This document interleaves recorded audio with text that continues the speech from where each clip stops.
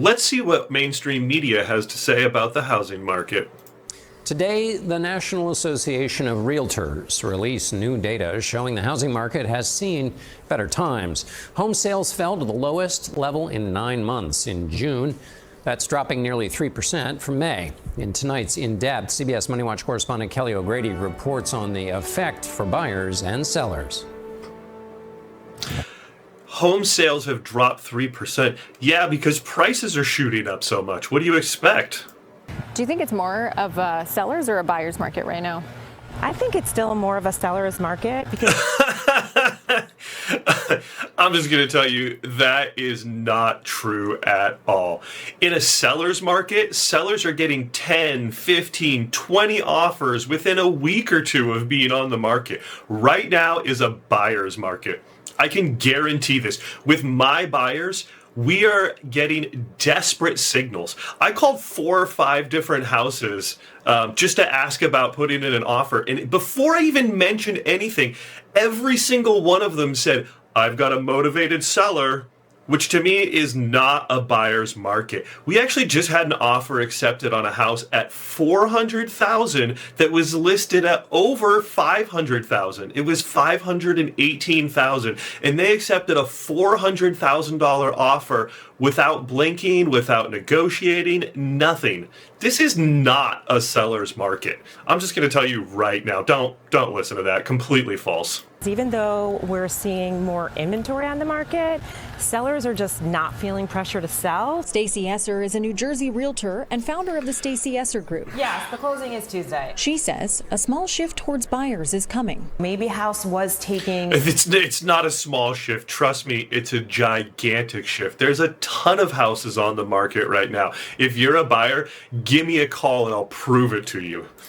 1 week to sell, and now we're kind of hovering at 3 weeks. Part of the shift is driven by more 3 weeks. I can go on the MLS here and I can show you dozens, maybe 50 or 100 houses have been sitting there for 6 months or more. I don't know about her particular market. Maybe she's just pricing everything super low, but this does not compute with what I see in the data. houses on the market.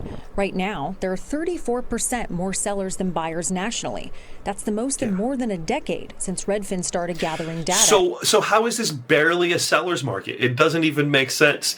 The worst stats in a decade for home sellers, and it's barely a buyer's market? Meh. In 2013. But this is still considered a seller's market because while inventory is rising, so are prices.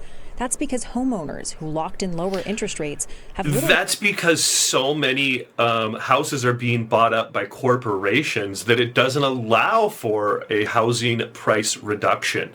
The market is completely skewed right now. Incentive to sell.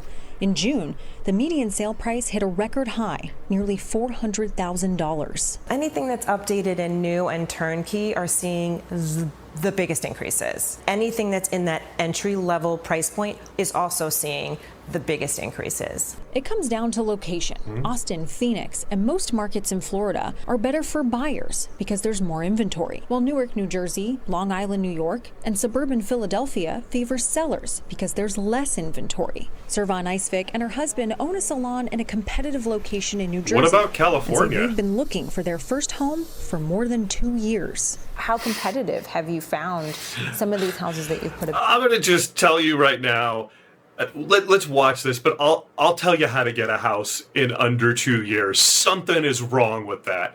You know, last week I just offered one house. They couldn't accept my offer because of they said that 19 people offered that house. When I heard 19 people, I couldn't believe it. To improve your chances of homeownership, put an offer on a home that's been sitting on the market. The owner might be more willing to negotiate. Also, look into programs for first-time homebuyers. And finally, go look for the ugliest house in the best neighborhood. Go buy that house. That's always true regardless of what market you're in. They're kind of spinning this in a weird way, to be honest. House and see beyond what other people can't see. Servan says a house for their 2 girls.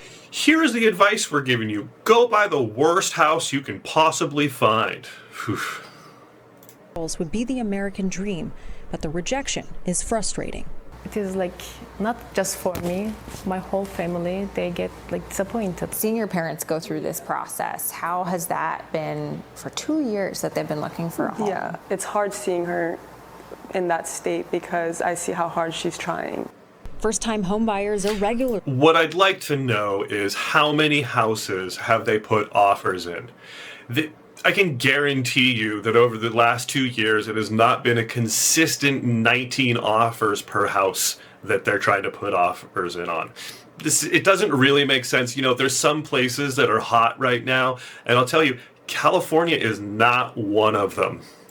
Getting squeezed out of the market with high interest rates, sellers that aren't desperate, and cash-rich empty nesters looking to downsize. Kelly O'Grady, CBS News.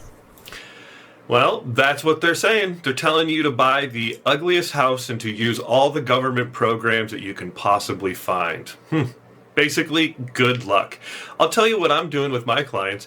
Put in multiple offers on houses that have been sitting a long time. Like I just told you, we had one accepted at under 20 or over 20% under asking, which is amazing. So there's still deals to be had out there, and you don't need to buy the ugliest house you can.